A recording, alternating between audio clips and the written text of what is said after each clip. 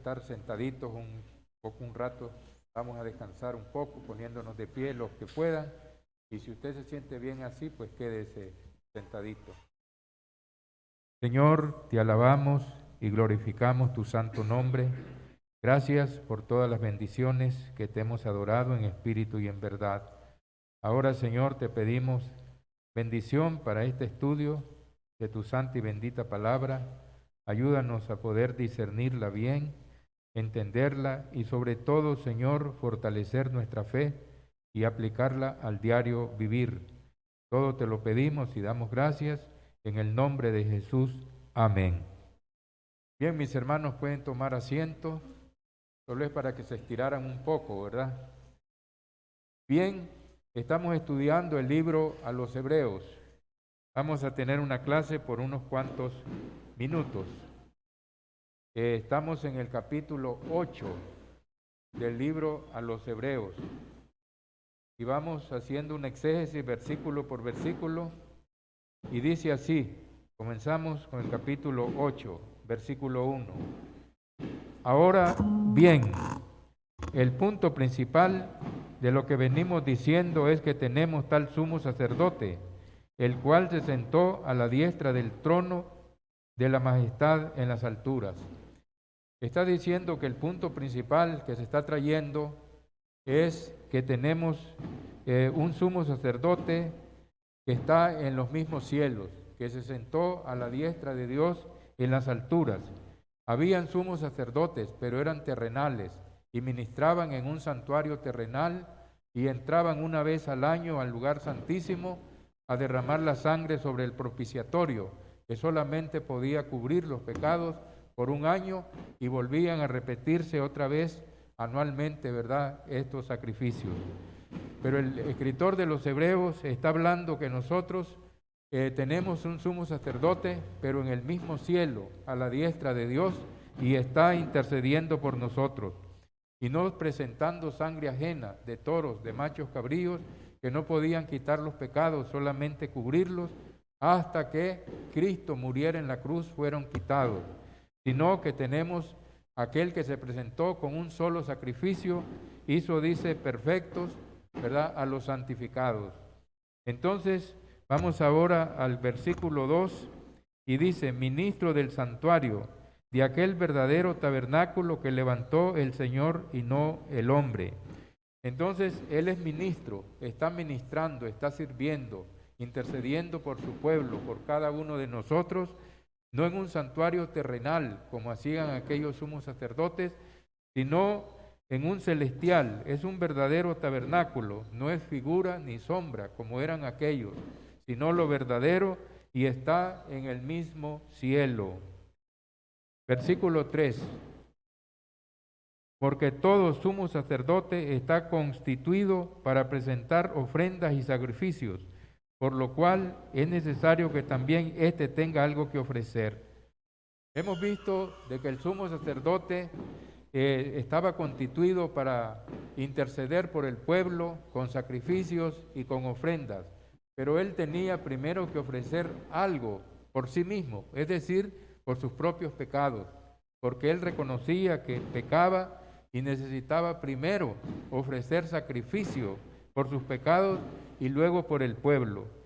Pero el sumo sacerdote que tenemos nosotros, ¿verdad?, que subió a los cielos y está a la diestra de Dios y está ministrando ahí, no tuvo necesidad ni tiene necesidad de presentar sacrificio por sí mismo, porque nunca pecó. Eso es lo que nos dice la Escritura. No tenemos un sumo sacerdote que no pueda compadecerse de nuestras debilidades, sino uno que fue tentado en todo, pero sin pecado. Entonces dice que acerquémonos confiadamente al trono de la gracia para el oportuno socorro. Versículo 4. Así que, si estuviese sobre la tierra, ni siquiera sería sacerdote, habiendo aún sacerdotes que presentan las ofrendas según la ley. Y Jesucristo durante su ministerio terrenal, Él no podía ofrecer ningún sacrificio porque Él no era levita, ni del linaje de Aarón, Él era de la tribu de Judá, de la cual nada habló Moisés tocante al sacerdocio. Entonces, si él estuviera sobre la tierra, ni siquiera sería sacerdote. Dice, porque habían aquellos que estaban ofreciendo los sacrificios y eran del linaje de Aarón y de la tribu de Leví. Versículo 5 dice, los cuales sirven a lo que es figura y sombra de las cosas celestiales. Ellos están sirviendo, pero en las figuras, en las sombras, ¿verdad?, de las cosas celestiales. Y dice, como se lo advirtió Moisés cuando iba a erigir el tabernáculo, diciéndole, mira, haz todas las cosas conforme al modelo que se te mostró en el monte. Y está citando a Éxodo 25:40. A Moisés se le mostró un modelo del tabernáculo y tenía que reproducirlo exactamente de acuerdo a ese modelo, lo cual era figura y sombra del verdadero altar que está en los cielos, donde está nuestro sumo sacerdote intercediendo por cada uno de nosotros. Versículo 6. Pero ahora, tanto mejor ministerio es el suyo, cuando es mediador de un mejor pacto establecido sobre mejores promesas. Está argumentando el escritor de los Hebreos, ¿verdad?, diciéndole a aquellos hermanos que estaban desalentados por la persecución de parte de las mismas autoridades judías, habían sufrido el despojo de sus bienes y estaban desalentados y querían regresar, ¿verdad?, a lo inferior, a lo que ya se había quitado. Querían, ¿verdad?, volver a la ley. Entonces él presenta el ministerio de Cristo y el nuevo pacto como superior. Y les dice, pero ahora tanto mejor ministerio es el suyo, cuando es mediador de un mejor pacto, establecido sobre mejores promesas. Miramos que las promesas que nosotros tenemos son mejores que las promesas que ellos tenían. A nosotros se nos ofrece la vida eterna, ¿verdad?, la salvación, la herencia celestial. Entonces tenemos un mejor pacto, no un pacto que fue hecho con sangre de toros y de machos cabríos, sino uno que fue sellado con la sangre preciosa de Jesucristo, que se dio como un cordero sin mancha y sin contaminación. Entonces tenemos mejores promesas. Y el versículo 7 nos está diciendo y corroborando lo que estamos hablando aquí, ¿verdad? Porque si aquel primero hubiera sido sin defecto, ciertamente no se hubiera procurado lugar para el segundo. Miramos que aquel primero no era perfecto. ¿Y por qué no era perfecto? Porque no podía justificar al hombre, no podía quitar los pecados. Como dice, vamos a leer en Hebreos capítulo 10, y dice así, porque la ley, teniendo la sombra de los bienes venideros, no la imagen misma de las cosas, nunca puede, por los mismos sacrificios que se ofrecen continuamente cada año, hacer perfectos a los que se acercan. La ley no pudo perfeccionar al hombre en cuanto a la salvación, en cuanto a la vida eterna, porque era temporal, ¿verdad? Era solamente figura, tipo y sombra de las cosas reales que vendrían, es decir, Cristo, ¿verdad?, con un sacrificio perfecto, ¿verdad?, para así santificar a aquellos que hemos aceptado y que hemos obedecido y hemos venido al reino de Dios. De otra manera, cesarían de ofrecerse, pues los que tributan este culto limpios una vez no tendrían ya más conciencia de pecado. Pero el versículo 3 nos está diciendo, pero en estos sacrificios cada año se hace memoria de los pecados, en el día de la expiación, ¿verdad?, cuando el sumo sacerdote entraba al lugar santísimo con la sangre de los toros y de los machos cabríos y la rociaba sobre el propiciatorio, que era la tapa dorada que cubría el arca, era el asiento de la misericordia de Dios. Dios miraba la sangre y cubría los pecados del pueblo, pero tenían que estarse repitiendo cada año porque no eran suficientes, no eran cabal. Sin embargo, miramos el versículo 14 del capítulo 10, porque con una sola ofrenda hizo perfectos para siempre a los santificados. Él no necesita estar muriendo continuamente, porque el sacrificio que Él presentó es de una vez para siempre, y nos hizo aptos con un solo sacrificio para la salvación.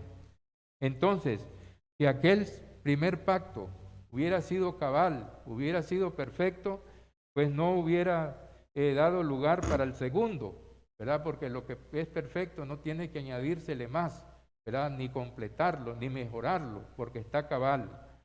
Entonces, el versículo 8 nos está diciendo lo siguiente: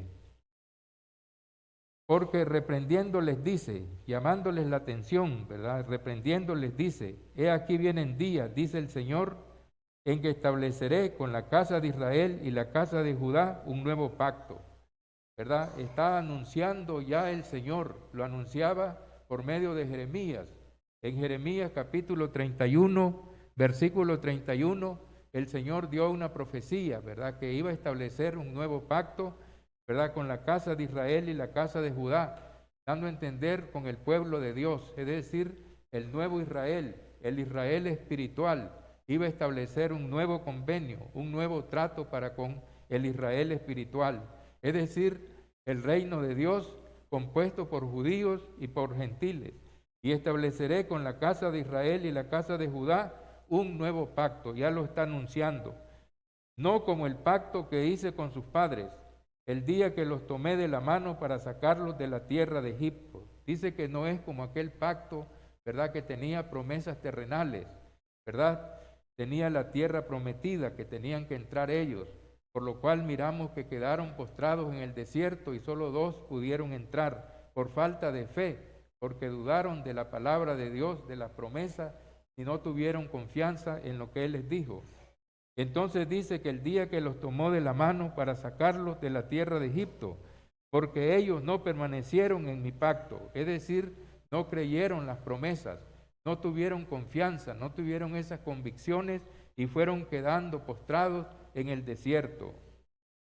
Y el versículo, y continúa diciendo, ¿verdad? Y dice, y yo me desentendí de ellos, dice el Señor, o sea, los abandonó a que divagaran en su perverso corazón, y juró en su ira, no entrarán en mi reposo. Pero el versículo 10 nos dice lo siguiente, por lo cual, este es el pacto que haré con la casa de Israel después de aquellos días, es decir, de los días de la dispensación mosaica. Después de aquellos días, dice el Señor, pondré mis leyes en la mente de ellos y sobre su corazón las escribiré y seré a ellos por Dios y ellos me serán a mí por pueblo. Dice que las características del nuevo pacto no iba a ser una ley escrita en tablas de piedra, sino en tablas de carne del corazón. La iba a escribir en nuestra mente, en nuestro corazón. Y entonces miramos que es un pacto completamente espiritual. Nosotros somos templo de Dios y el Espíritu que mora en nosotros nos recuerda la palabra que está grabada en nuestros corazones, en nuestras mentes. Y dice que los pondré en su corazón, las escribiré y seré a ellos por Dios. Iba a haber una comunión más íntima con Dios en el nuevo pacto, como hijos, la relación de padres a hijos, ¿verdad? Que somos nosotros, como dice en el Evangelio de Juan, ¿verdad? A los suyos vino y los suyos no le recibieron, mas a todos los que le recibieron, a los que creen en su nombre, les dio potestad de ser hechos hijos de Dios, los cuales no son engendrados por voluntad de sangre, por voluntad de carne, por voluntad de varón, sino de Dios.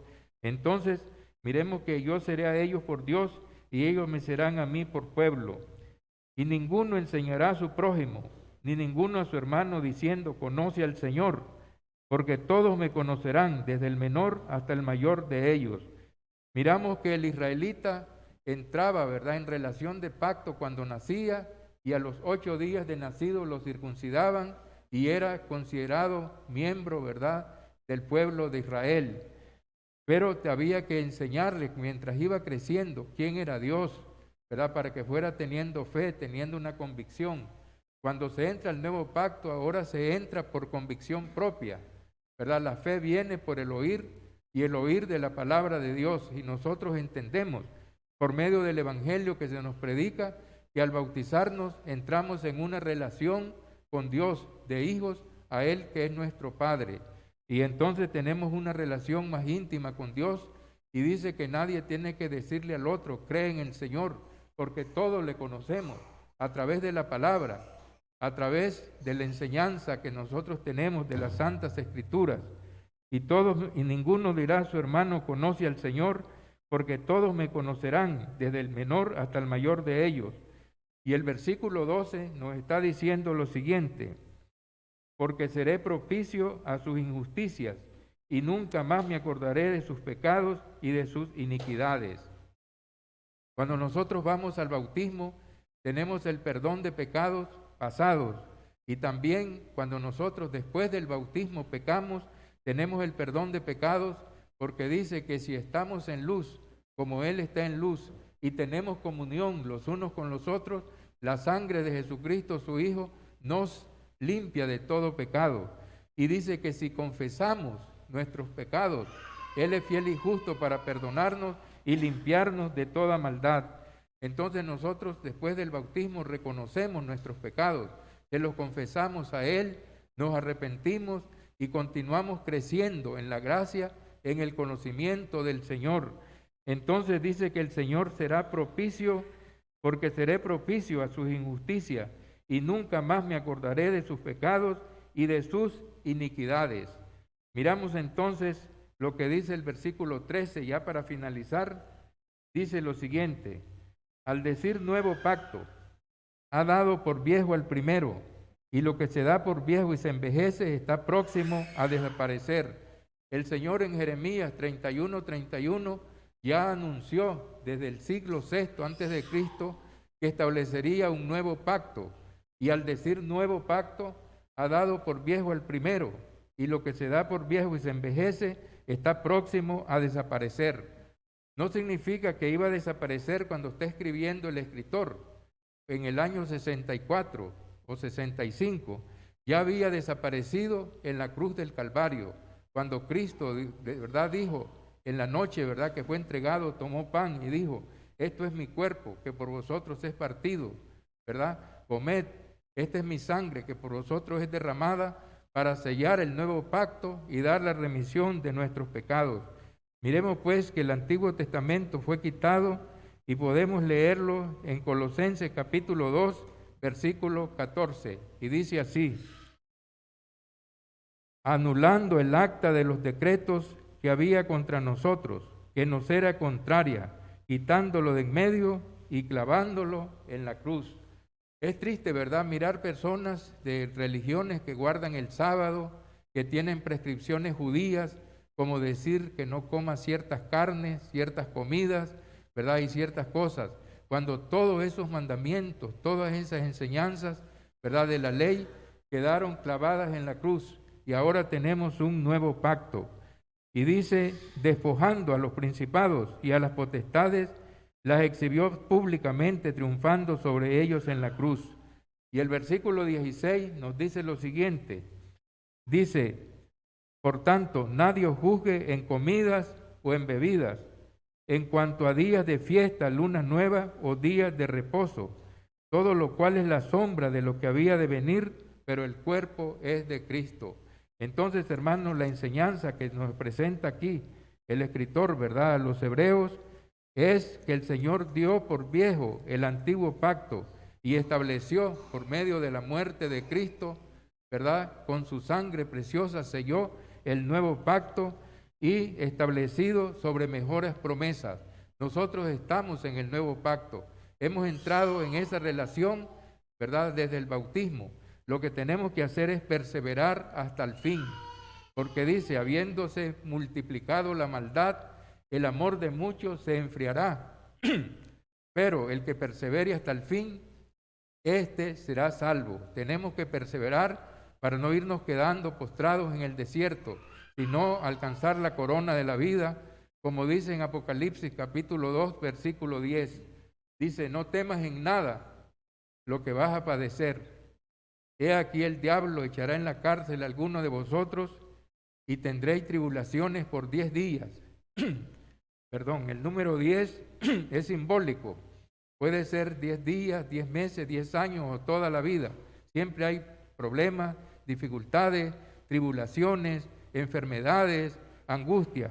Pero dice: sé fiel hasta la muerte. No solamente 2 años, 3 años, 5 años, 20 años y después desapareció.